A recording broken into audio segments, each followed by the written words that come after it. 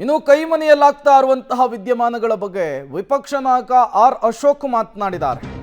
Congress ಜಿನ್ನರ್ ಪೊಲಿಟಿಕ್ಸ್ಗೆ R Ashok ಲೇವಡಿ ಆಡಿದ್ದಾರೆ. DK ಅಸೆಂಬ್ಲಿಯಲ್ಲಿಯೇ ಒಂದು ಸ್ಥಾನವನ್ನು ಕಿತ್ಕೊಳ್ತೀನಿ ಅಂತ ಹೇಳಿದ್ರು.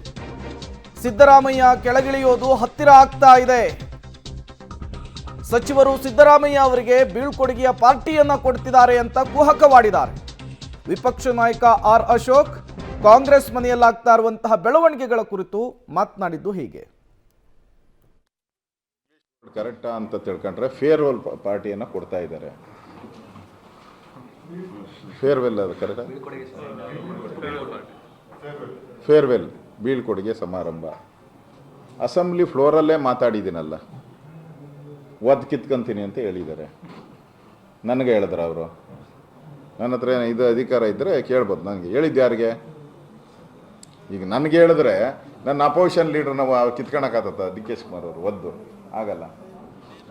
ಅವ್ರಿಗೆ ಯಾರಿಗೆ ಹೇಳಬೇಕೋ ಹೇಳಿದ್ದಾರೆ. ಅದು ಈಗ ಡಿಸೆಂಬರ್ಗೆ ಡೆಡ್ಲೈನ್ ಅದಿರೋದು. ಡಿಸೆಂಬರ್ಗೆ ಡೆಡ್ಲೈನ್ ಇರ್ಬೋದು ಅನ್ನೋದು. ಅದರಿಂದ ಈಗ ಇಷ್ಟು ವರ್ಷಗಳ ಕಾಲ ಒಡನಾಡಿಯಾಗಿದ್ದಂಥ ಸಿದ್ದರಾಮಯ್ಯನವ್ರಿಗೆ ಫೇರ್ವೆಲ್ ಪಾರ್ಟಿ ಕೊಡಬೇಕು. ಅದಕ್ಕೆ ಎಲ್ಲರೂ ಕೂಡ ಒಬ್ಬರಾದ ಮೇಲೆ ಒಬ್ಬರು ಫೇರ್ವೆಲ್ ಪಾರ್ಟಿಗಳನ್ನು ಸಿದ್ದರಾಮಯ್ಯನವ್ರಿಗೆ ಔತಣ. ನಮ್ಮಲ್ಲಿ ಮೊದಲು ಮೇಯರ್ಗೆ ಮಾಡ್ತಾಯಿದ್ದೀರಿ ನಾವು.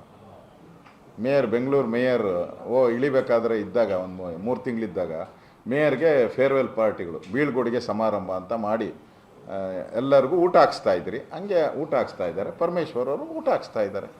ಮೊನ್ನೆ ಜಾರಕಿಹೊಳಿ ಆಯಿತು, ಪರಮೇಶ್ವರ್ ಆಯಿತು, ಎಲ್ಲರೂ ಊಟ ಹಾಕ್ಸ್ತಾರೆ. ಡಿ ಕೆ ಶಿವಕುಮಾರ್ ಯಾವತ್ತು ಹಾಕ್ಸ್ತಾರೋ ಫೈನಲ್ಲು ಅವತ್ತು ಮುಗೀತು ಈ ಸರ್ಕಾರ ಅಂತ, ಚೇಂಜ್ ಅಂತ.